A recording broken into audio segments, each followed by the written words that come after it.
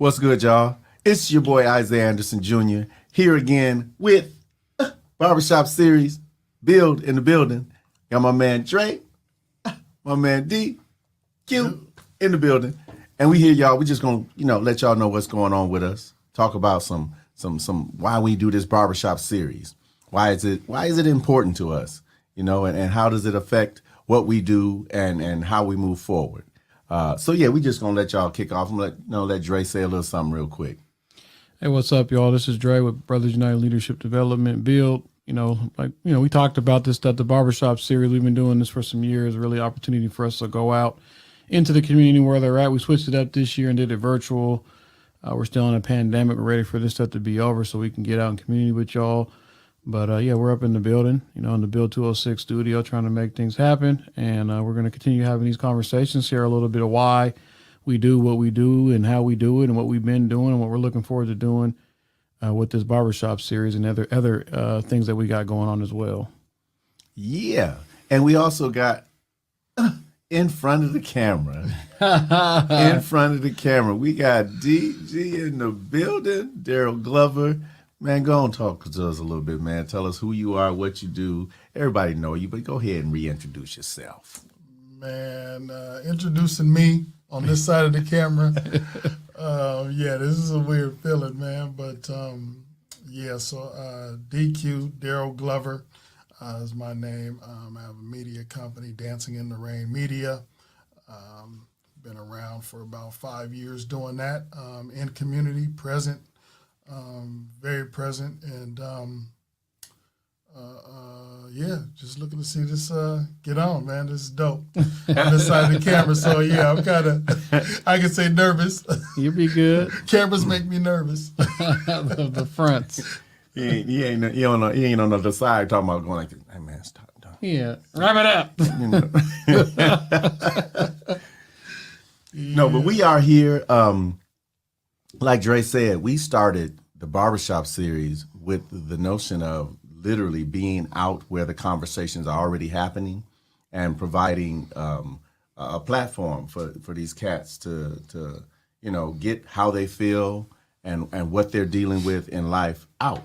And it just blew up. So we had been to a number of shops. And again, this year we're virtual, but we're still having a good time doing it. And we're still having, some strong dialogue. That dialogue is continuing to happen. It's still happening. So Dré, with the pandemic and everything that hit us like it hit us, that we couldn't go into the shops, we couldn't go into the community like we would normally do. What was a major factor for you in the transition of doing everything virtual? Well, it took a while. We set up the studio and, definitely we were already working with Darryl. That's actually how he kind of came on. We were doing the barbershop series. I think it was like 2019 or so or something. And he had hit us up and he was like one of our past honorees at our Father's Day event. And he had hit us up about, hey, y'all going out and doing this stuff. Let me live stream. And this was before it was even a factor, right? Like now it's like, this is what everybody's doing. So, we set the stuff up, a lot of learning, a lot of YouTube University, tapping into, some of our partners, some of our other brothers like Proof in the Play and Converge Media and tapping into different Dancing in the Rain Media and just tapping in with folks that got knowledge just to learn about this. And then, really wasn't that difficult to set this up because we already did the groundwork to learn a lot of the stuff. It was more just the coordination of the folks that we wanted to be there. We had to, of course, we ain't meeting if we ain't eating, we had to coordinate some food and all those types of things. And then, streaming it out,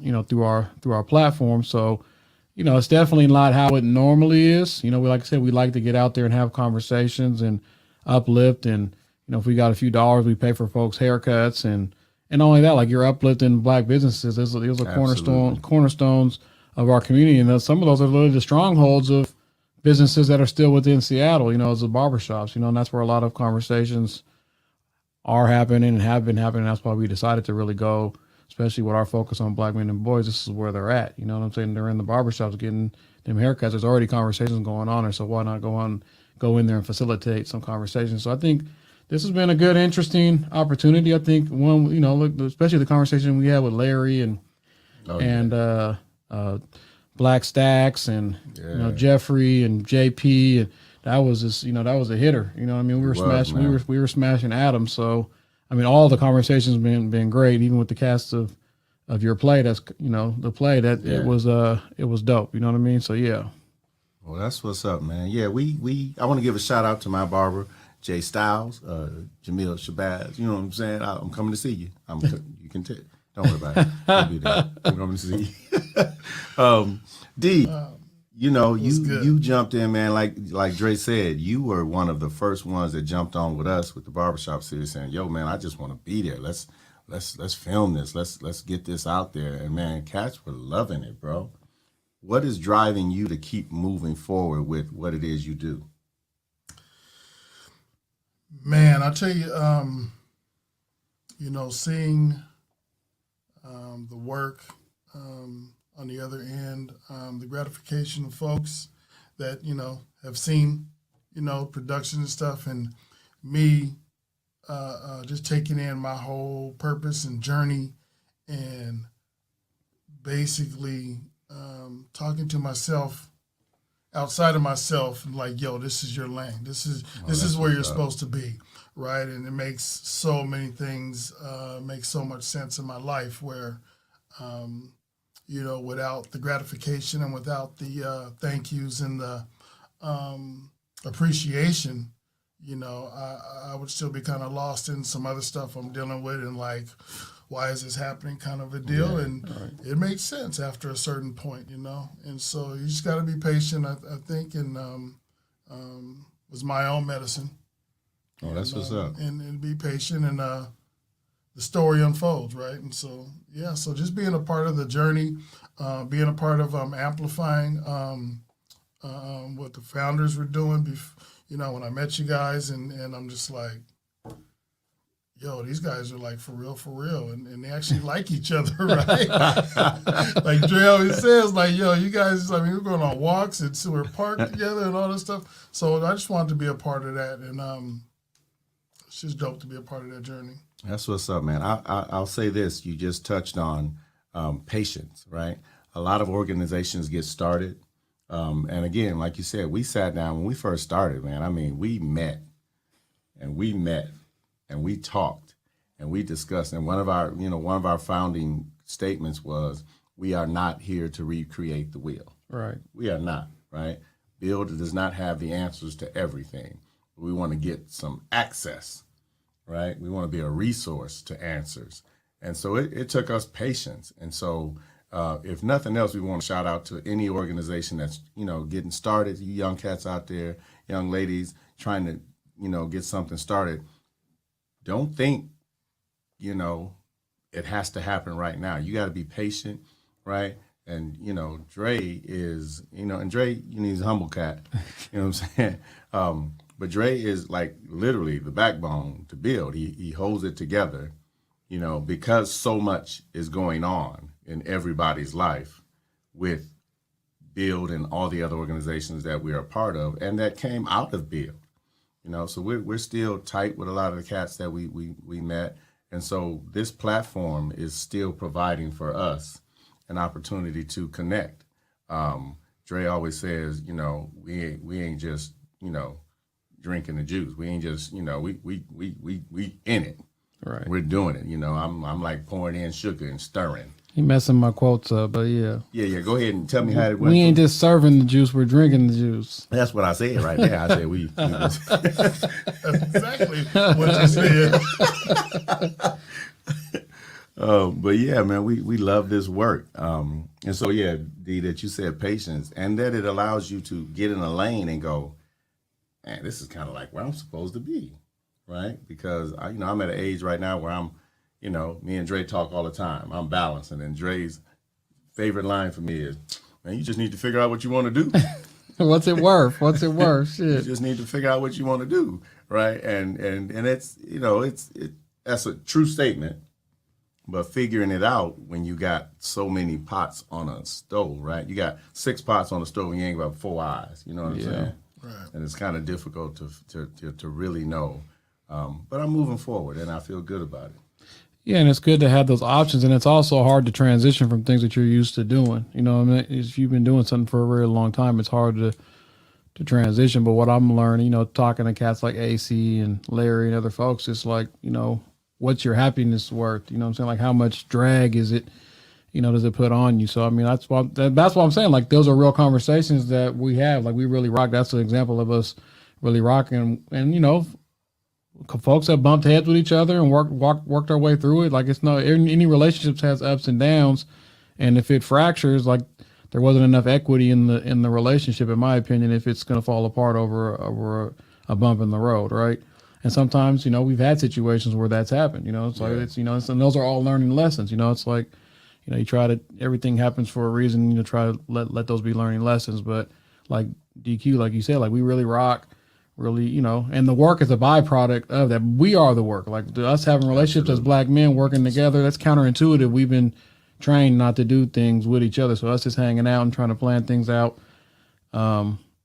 that's dope in itself, period. Let alone all the stuff that we're doing within the community, you know what I'm saying? So it's, and we're bringing on, some other folks like, DQ and G, they got, on last year, and, we're like been rocking with Deontay for a minute. So trying to get him in the mix, in some leadership stuff. So it's, like I said, even like this is opportunity, for Darryl to get on this side of the camera, you know what I'm saying? And build those, build those Makeup, juices and berries. He got the juices and berries, he got the waves in the beard, man. So it's, it's just opportunity. And then, there's some of the initiatives that we're doing too, like the Build Black Wealth initiative. We're able to give out money. We're not, like you said, Isaiah, like, we're not in this to try to make no money. It's not, and if it starts feeling like work, it's like, it ain't worth it. That's really why we started doing this, is because our hands were tied in some of the positions that we had, or I was sidelined dealing with some personal stuff. So I wasn't able to have a job in that arena. But it's like, the job doesn't stop. Your job title doesn't mean what you can and can't do. Absolutely. It's really about what you want to do. So, yeah. See what you got to say. I was getting ready to say, edit. We ain't editing that. This is Jay-Z. No, let's talk about some of our upcoming projects, though. We got some stuff coming up. Yes. We're getting ready to do. So this year, I can just kind of talk about some of the stuff that we've done this year and what we got planned out for this year. So, we had the Build Black Wealth program, and it's, we're evaluating the data that's come in from the surveys and stuff that we took. So we injected $5,000 into individuals who came to workshops so they could start on their wealth building journey. And we did workshops around taxes, life insurance, estate planning, goal setting, health is wealth, home ownership, and a number of other things. And then we also had our incubator program, which we're really about to ramp up, where we gave 20 Black-led businesses and organizations $1,000, which isn't much, but it's really about the cohort of folks coming together to be able to share knowledge. And I'm hoping that, Build and Brick can learn some things from other folks. Everybody's doing things differently. So how can we create a learning environment for us to really work together and develop some partnerships through that process? 2022, we're doing our second Mother's Day event. I don't know if it's like our 6th or 7th Father's Day event. We're going to do our flag football event again, kickball. Darryl plugged us with the partnership with the Ark Lodge. So we're going to have movie nights at the Ark Lodge coming up for free for the community. We got a lot of stuff going on. Guys leading our Build to Vote initiative. We're working with the Office of Labor Standards to do education around labor laws within Seattle. So we got a lot going on. And I'm really excited too. Like, I've talked to you a few times, Z, and, about you and your son Q, and my son, now he's up at, coming of age where, really getting those young men's groups started back up. I've been tapping back in with some of the cats, Caleb and Nabel and all those guys, Jalen, Amir, just a bunch of the cats that I've been in touch with over the years, and really, even some of the older cats that are like 25, 26, 27, and just figuring out how we could start, bringing cats together, even if it's like once a month, break bread and have some conversations. I'm really excited about that with this COVID kind of letting up off us. But, of course we get requests here and there, but that's really, it's a busy year.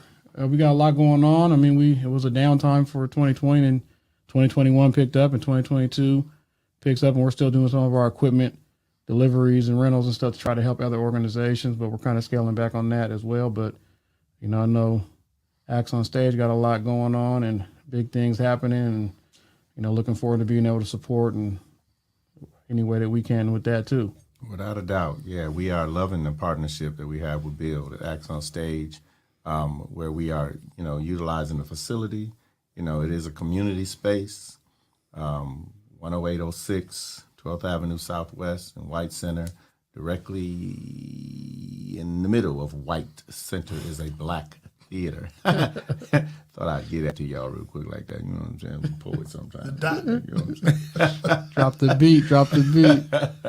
No, we're just loving this, man. And D, you got a lot going on with Dancing in the Rain, man. It's just every time I turn around, you're at this spot, you're at that spot, And so how are things moving with you? Things are moving good, man. I've had a busy few weeks. I like to keep myself busy. It keeps my mind flowing. It keeps my purpose and everything kind of intact with just keeping my mind flowing and keeping me sane, really, right? These video cameras really saved my life in a way. So paying homage, I just keep it going. I don't like to sit still because.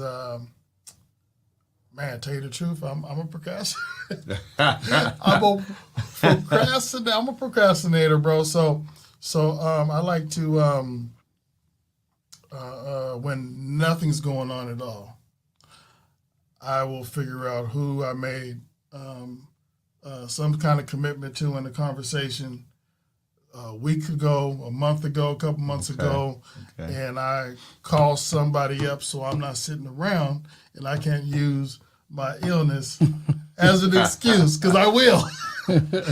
I will chill. And so basically, man, I'll call somebody and be like, Isiah, remember we talked about the little thing.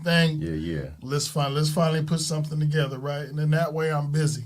Right. And I'm not sitting around. I'm not worrying about, what the doctors are talking about is going to happen or nothing, man. I'm like, I told him I was going to be there on Thursday, and I might let myself down and chill and miss something, but I'm not going to let Isiah down, That's right? What's So, up, man. so I've been doing a lot of work though, working with NAM, doing some storybook.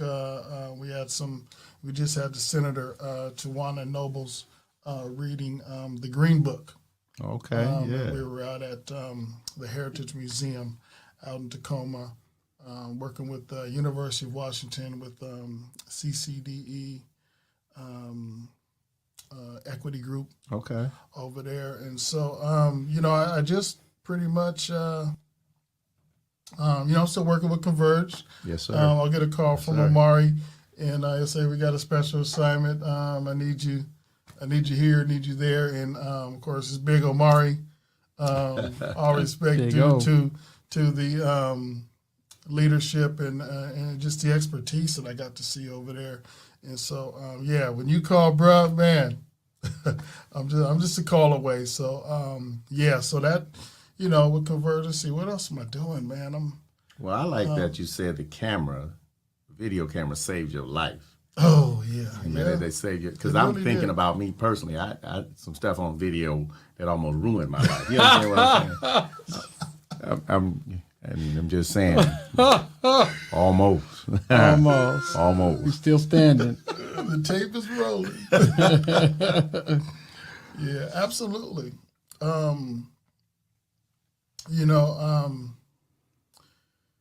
As I entered, my kidney disease battle, I was lost, man. I was like,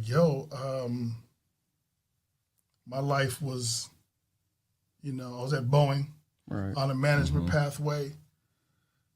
And then all of a sudden it came to like a screeching halt, and I had to go on dialysis. And then Boeing figured, I was better on the outside than on the inside, collected everybody.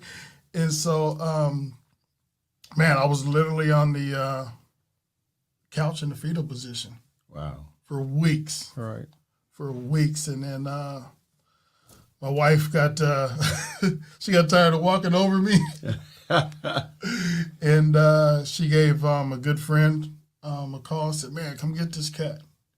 He came over, shook me up, said, "D, man, we're not gonna do this pity part." I'm like, man, it was Boeing and all this kidney disease and the whole nine. And so he's like, man, look, man, give me a call when you're ready to do something and you're ready to get up. I got up, gave my man a call, said, man, I'm ready to do something. I don't know what it is, but I'm gonna do something to keep busy. And after having some conversations with the good brother, it became evident that I was going to use the cameras that I had been kind of as a hobby, doing some little stuff around the house, some little home, funny movies and stuff. It became apparent it was going to be the video cameras. And so I was able to pour everything, slowly but surely, everything, my soul, my time, me becoming a new person, because I had to actually leave who I was and become this new cat, picking up this camera, leaving Boeing, leaving everything that I thought was the norm, a 9 to 5. Right. I had to leave all that behind, so I had to recreate who DQG was. That's what's up, man. And so the camera helped me stay focused in that. Along the way, so many great things were going on for me. I became a member of NATIS. Don't ask me to give you the acronyms. But they're actually the organization that pushes and runs the Emmy. That's what's up. Yeah, and so I'm just raising my hand a lot there, and hey, I'll do that, and you guys need somebody to do it, and I'll go step in, I'll go hang out with somebody and hold the mic or go do something and just be an extra. And that's one of the most beautiful things that's happened that I can say the most unexpected thing that came out of that was I ended up being a producer last year of the 58th annual Emmys for them. Come on, man. For them boys. So man. Much good stuff is happening to me, man, that I can't even complain. And I just chalk it up to the journey, because if let me do it the reverse way.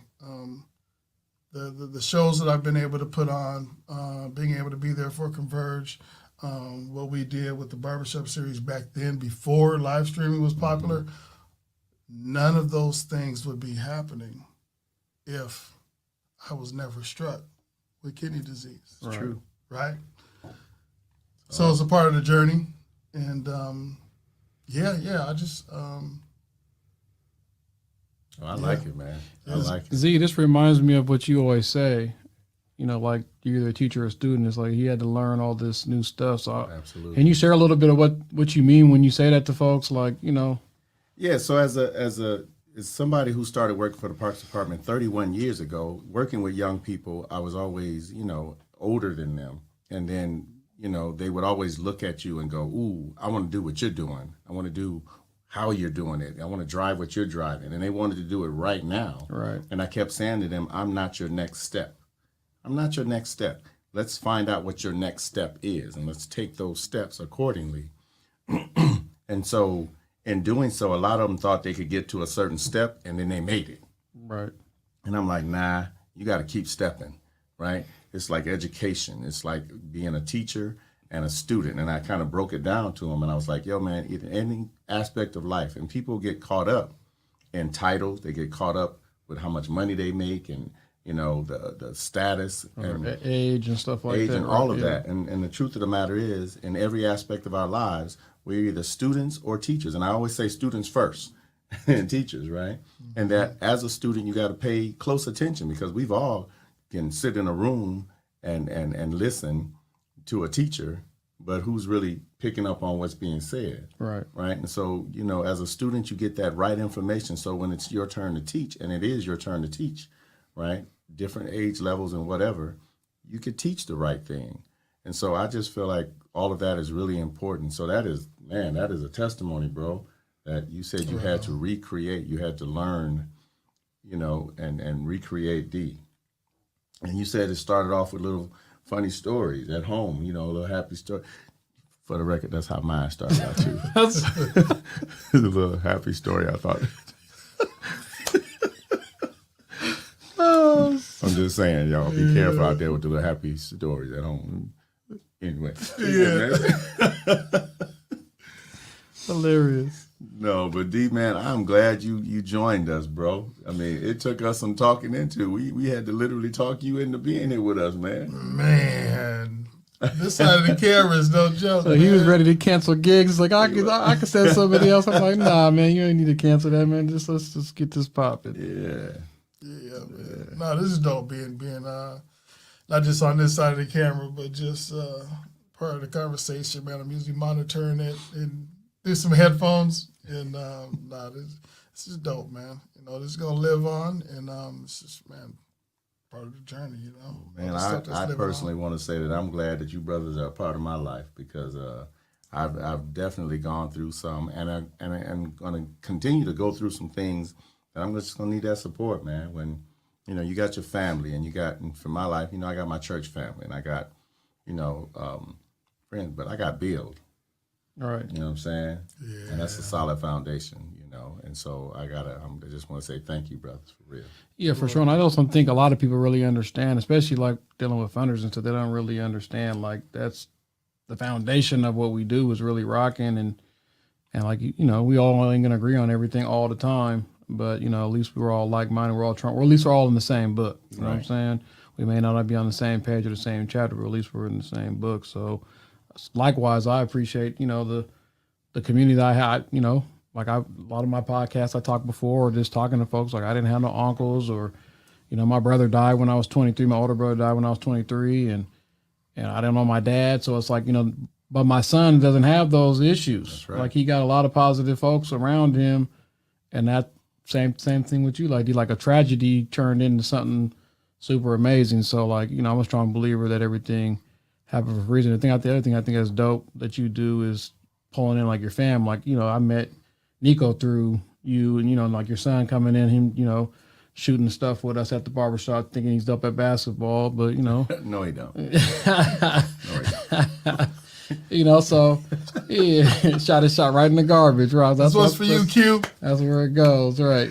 So, you know, I think just that's the way it's like family, too. You know, like we're all, you know, it's all community, all fam.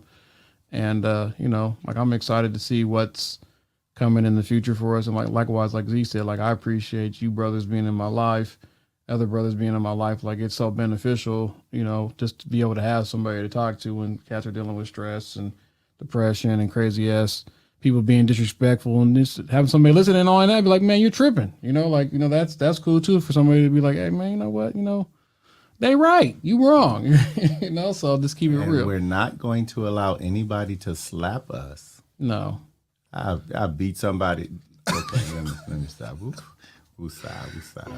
We've been talking about Z starting this comedy back up, and we're gonna call it I wish a motherfucker would slap me tour.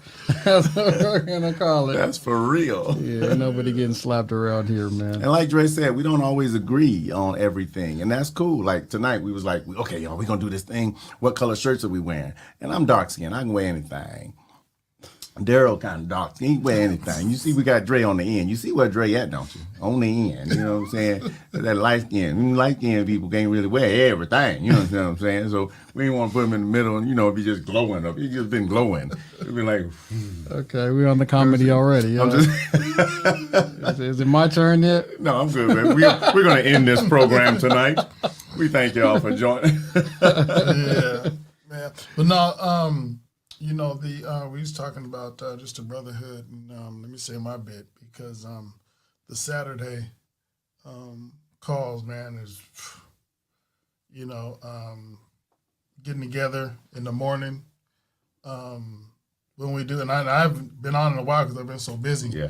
The last few Saturdays been tied up with the Majestics.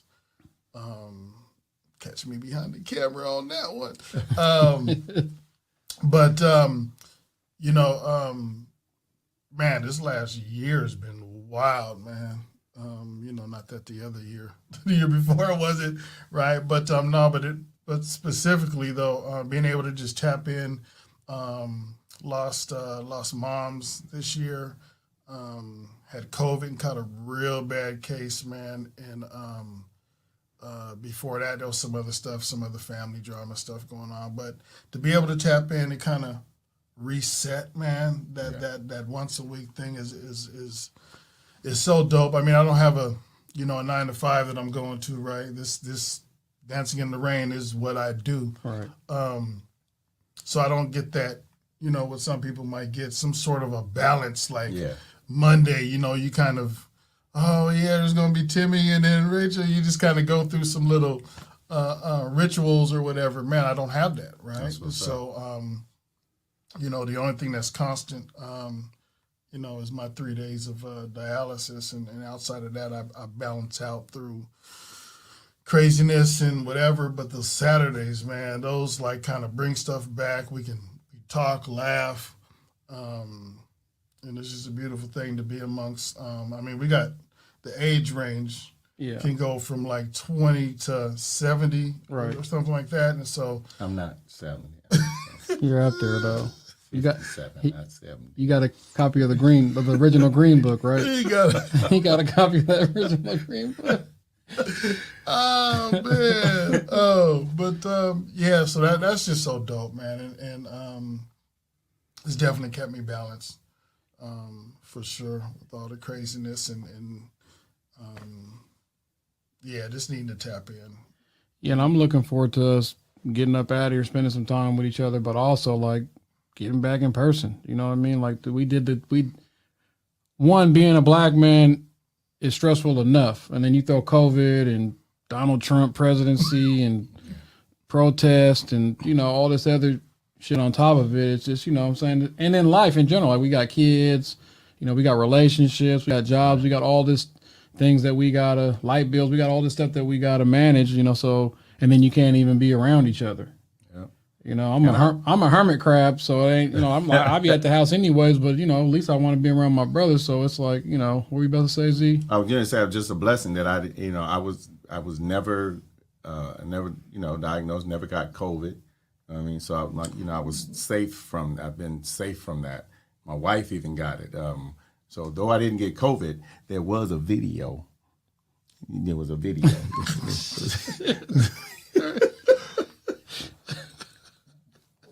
The punchline returns. The punchline returns. No, I'm good. He said that once he knew I didn't get it.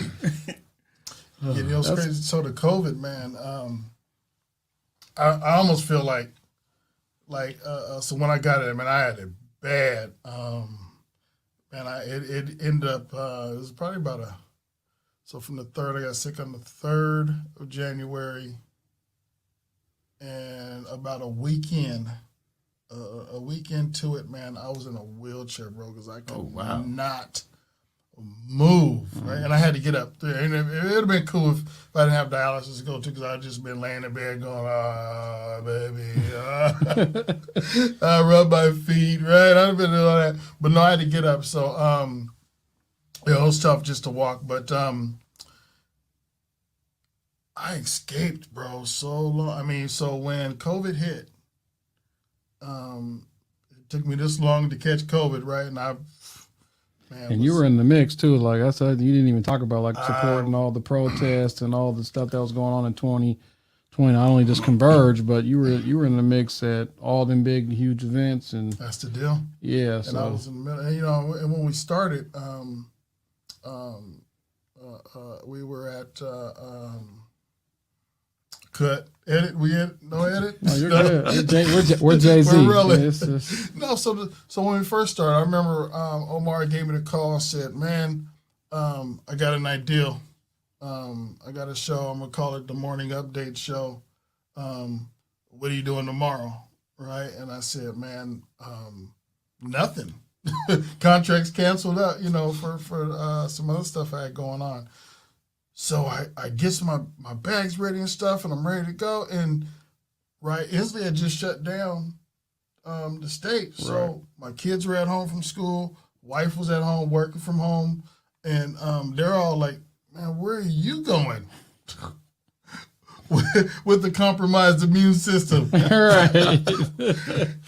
And so I was like, Amari needs me, right? And so, of course, they were just like super like, "Oh man, where you going again?" Like again, and just thought this was going to last for a couple of days. And thanks to Omari and Treyana, we kept it rolling, right? Yeah. So we kept going. But what's the brother's name? Man, I'm gonna mess this one up. Oh man, Flickenheimer. No. It's on the tape. His name is on the tape. No, man, no, we messing with his name, man. But Omari found just describe somebody him. to come in just and describe him. clean. He was in Africa Town, Okay. man, the homie. From Africa Town? Yeah, he be with my nephew all the time. I don't know why I can't think of his name. Elijah? On my front of the corner. Yeah. Okay. Yeah, Elijah, yeah, that's what I was saying. Okay. We care about you, Ishmael. No, but the homie are real cool peoples too, man. He has several businesses actually, but one of them was detail cleaning, disinfecting, and the whole nine. And so, and I was telling Amari about the kind of beatings that I'm getting leaving the door. I'm like, man, the family's like on my head, right? Omari talked to Elijah and were worked out a little something where he was coming in cleaning the studio for us, like overnight, like each night, right? So I was able to tell the family that and made them feel a little bit more secure. But yeah, that was when it first started, and then when we moved our studio up to like the chop area, the wife is really like, "Oh, you're about to go up in there, and then you're like, you're going in the middle of all them people." Yeah, so I was in the middle of it, so I escaped some stuff. Like you said, the protest, Jimi Hendrix Park, where we was out like all day. For those shows, I was, it was on Marble, huh? But I was knocking on. Yeah, no, so I escaped something. So I mean, the way I roll with life and journey. It was like, when I got it and I survived it, I was like, okay, it's supposed to be like this. I made it out to the other side, so all that was, but it was my time, I guess, because I have been dodging COVID, yo. The Matrix. Yeah, I have been dodging it, and I was in the thick of it, like you said, so. Yeah, thousands of people, because you was at the We Want to Live protest, you was at the Juneteenth, you was at all that stuff. Pay the fee. You was at all them joints in the thick of it. But yeah, so it's been amazing to watch from where you started, to stepping out into it and then to really where you're at now. You know what I mean? So I think I think you're getting everything that's due to you and more, so it's been dope. And not only that, like it's been a support. Like those things were so needed to be able to televise those things that were happening. And that's really what you were talking about. And even Proof, I think Proof was innovative with a lot of that, conversations before, like people just, with gentrification, people being pushed out, which was one of our topics, like people being pushed out. You can't come to the grandbabies basketball game or football game. So we got to live stream this stuff. So I think, people just, and that's what's dope about Black folks. Anyways, we're always so innovative and figure out a way to adapt to the environment that we're in. So yeah, it's dope. Well, that's what's up, man. So man, I've enjoyed this. Yeah, it's dope. This is dope. I've enjoyed this, man. Yeah. I'm ready for my own show. Okay. Come on. So what we're gonna do now is we're gonna get those tapes. Right after this commercial break, y'all, we're gonna come right back with Dré and Isiah on the Darryl Show on the DQ Jizzle. On the DQ Jizzle Show. But yeah, man, we want to thank y'all for joining us once again. Again, I'm your boy Isiah Anderson Jr. DQ. Dré. Until next time, y'all, keep building, man. Peace. And God bless. Peace.